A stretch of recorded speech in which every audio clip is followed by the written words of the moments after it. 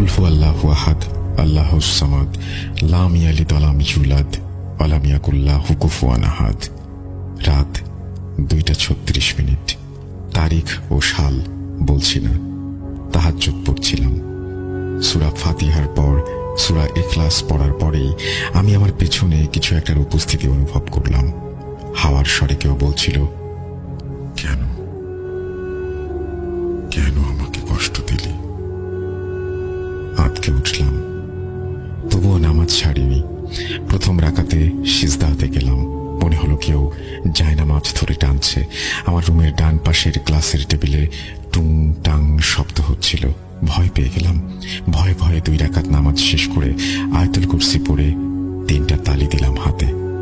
কোনো এক হুজুর আমাকে বলেছিলেন, এই কাজ করলে নাকি যতদূর অব্দি তালির আওয়াজ যাবে ততদূর পর্যন্ত শয়তান আসতে পারবে না। আসসালামু আলাইকুম। আমার নাম মিরাজ। আমি একজন প্যাথোলজিস্ট।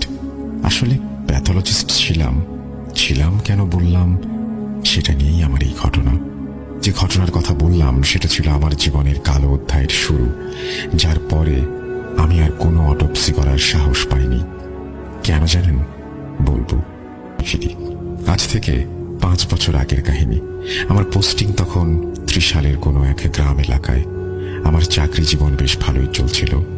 অটোপসি, ফরেনসিক এই 2 মিলিয়ে বেশ চলে যাচ্ছিল দিন। কিন্তু এই ভালো সময়ের মাঝে এক কালো অধ্যায়ের সূচনা হলো অগাস্ট মাসে। সেদিন বৃষ্টি ছিল। রাত 11টার দিকে একটা লাশ আসে আমাদের মর্গে। পুলিশ কেস, মার্ডার সন্দেহে লাশটা এসেছিল আমার হাতে। অটোপসি শুরু করি রাত 11:25। লাশটা দেখতে কিছুটা বিদঘুটেই ছিল। মনে হচ্ছিল চামড়ার নিচের মাংসগুলো গলে গেছে ভেতরে। কেমন তরল তরল একটা ভাব লাশের শরীরে। অটোপসি করার জন্য লাশটাকে ওপেন করতেই এত বাজে এক দুর্গন্ধ ছড়িয়ে পড়লো যা আমি কখনো আমার ক্যারিয়ারে আশাও করিনি। আমার মুখে মাস্ক পরা অবস্থায় থাকলেও সেখানে এক মুহূর্ত টিকতে পারছিলাম না। ডোমকে ডেকে রুমে ফ্রেশনার স্প্রে করাবো, সেটাও সম্ভব ছিল না। কেমিক্যাল ইমব্যালেন্স হতে পারে, আর অটোপসি রিপোর্ট ভুল হতে পারে। অগত্যা একটা গামছা বেঁধে নিলাম মুখে।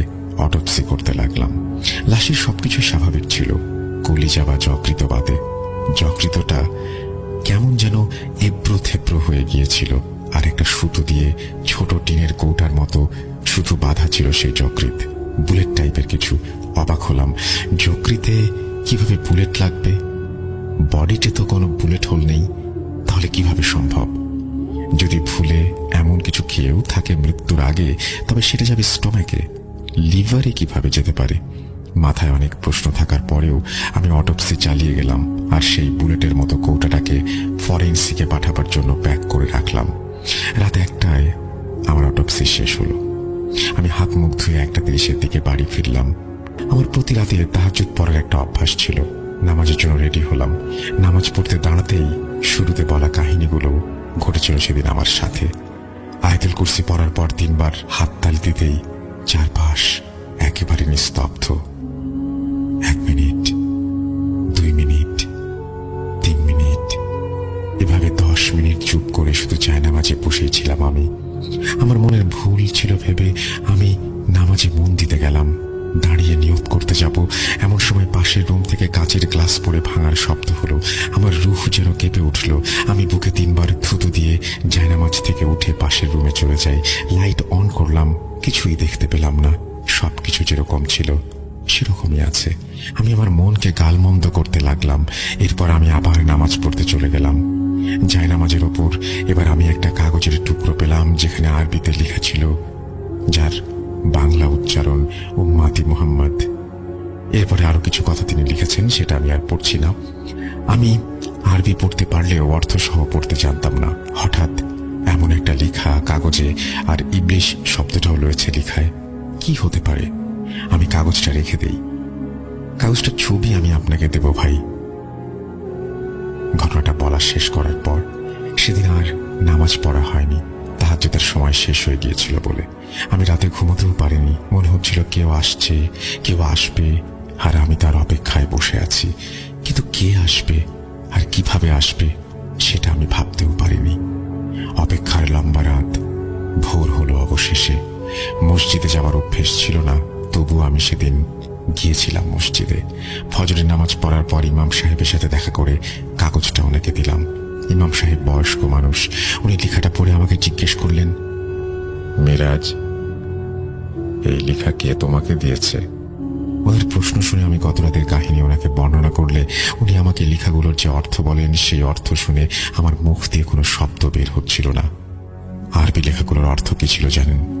আমি বলছি, অর্থ ছিল, হে মোহাম্মদের উম্মত, ইবলিশ তার বার্তা পাঠিয়েছে। আমি খোদ ইবলিশের ছেলে এসেছি সংবাদ দিতে। হুজুরের মুখে এই কথা শুনে আমি কিছুক্ষণ থ হয়ে দাঁড়িয়েছিলাম। হুজুর আমার হাত ধরে টেনে তার বাসায় নিয়ে যান। আমাকে উনি ওনার বিছানায় বসিয়ে সূরা বাকারার প্রথম 5টা আয়াত পড়তে বলেন। এরপর বললেন, মিরাজ, তোমার কোনো সমস্যা তো আমি দেখছি না। আচ্ছা শোনো, তোমাকে আমি কিছু আমল দেব, এগুলো করতে থাকো 7 দিন।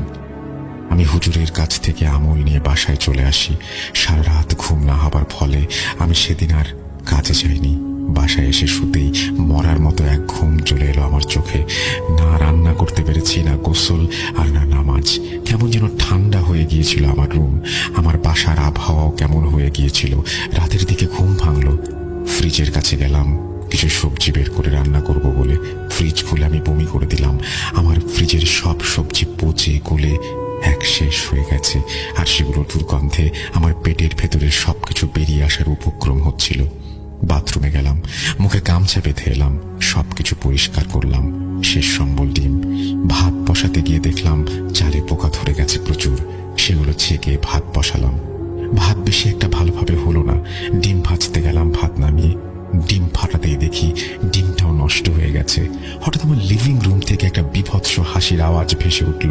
মনে হচ্ছিল 5-6 জন পুরুষ একত্রে বাজেভাবে হাসছে। আমি ভয় পেয়ে গেলাম। কিচেন কাউন্টার ধরে কিছুক্ষণ দাঁড়িয়ে রইলাম। হঠাৎ মনে হলো আয়াতুল কুরসি পড়ে হাততালি দেওয়ার কথা। আমি এবার ভয়ে আয়াতুল কুরসি তেলাওয়াত করতে লাগলাম উচ্চ স্বরে। যখনই আউযুবিল্লাহি মিনাশ শাইতানির রাজিম বিসমিল্লাহির রহমানির রহিম বলে আয়াতুল কুরসির আল্লাহু লা ইলাহা ইল্লা হাইয়ুল কাইয়ুম বলেছি, তখনই আমার লিভিং রুম থেকে এক অমানবিক আর্তচিৎকার ভেসে এলো। আমি এতটাই ভয় পেলাম যে আমি মাঝপথে আয়াতুল কুরসি পড়াই ভুলে গেলাম। একদিকে রাত হয়ে গেছে, পেটে ক্ষুধা, আর অন্যদিকে এমন এক আজব সমস্যা। আমি আমার কলিগ ফারহানকে ফোন করি। ফারহান ব্যাচেলর নয়, তবু ওর বাসাতেই আজকের রাতটা থাকার জন্য রিকোয়েস্ট করি। বলে রাখা ভালো, ফারহান ও তার স্ত্রী নুসরাত দুজনেই আমার ব্যাচমেট ও বন্ধু। আমি বাসার ডোর লক করে ফারহানের বাসার উদ্দেশ্যে রওনা দিলাম। আমার মোটরসাইকেল ছিল, কিন্তু কেন যেন মনে হচ্ছিল আজ বাইকটা সেফ নয় আমার জন্য। আমি রিক্সা নিলাম। 20 মিনিটের মতো সময় লাগলো পৌঁছতে। ফারহান আমাকে দেখে জিজ্ঞেস করলো, কি রে মিরাজ, কি হয়েছে? আজ তোকে দেখলাম না, চেহারায় কিসের এত চিন্তার ছাপ? আমি ফারহানকে সবকিছু খুলে বলি। ফারহান আমাকে বলে, এটা মেবি আমার মানসিক সমস্যা। সেদিন রাতে ফারহানের বাসাতে খেয়েই আমি ওদের গেস্ট রুমে ঘুমিয়ে যাই। রাতের বেলা হঠাৎ ফারহানের বেডরুম থেকে সেই একই আর্তচিৎকার শুনতে পাই আমি, যা আমার বাসায় রাতের বেলা শুনেছিলাম। আমি আওয়াজ শুনে ঘুম থেকে উঠতে যাব, এমন সময় আমার রুমের দরজায় নক হলো।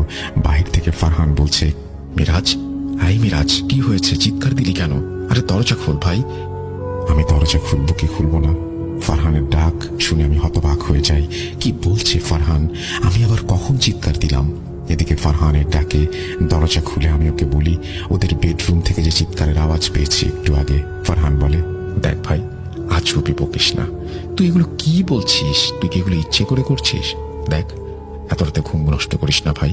আমি তোর কাছে মাফ চাই। কাল তোকে সাইকিয়াট্রিস্টের কাছে নিয়ে যাব। এবার ঘুমা। সেদিন ভোর রাতের দিকে আমার কানে কানে কেউ আরবিতে কিছু যেন একটা বলেছিল। কণ্ঠটা খুব বিক্ষুটে ছিল। সকাল হলো। ফারহান ও আমি দুজন মিলে গেলাম নুসরাতের চেম্বারে। বলা হয়নি নুসরাত একজন মনোরোগ বিশেষজ্ঞ। নুসরাত আমাকে রুটিন কিছু প্রশ্ন করলো আর আমাকে কিছু টেস্ট দিল। টেস্ট করালাম, রিপোর্ট নর্মাল। নুসরাত আমাকে কিছু মেডিসিন দিল হাইপার অ্যাক্টিভিটি কমানোর জন্য। নুসরাতের প্রেসক্রিপশন অ্যাটাচ করে আমি আমার ডিপার্টমেন্টের হেডের কাছে 1 সপ্তাহের সিক লিভের অ্যাপিল করলাম। আমার ছুটি মঞ্জুর হলো, কিন্তু বাসায় যেতে আমার ভীষণ ভয় করছিল।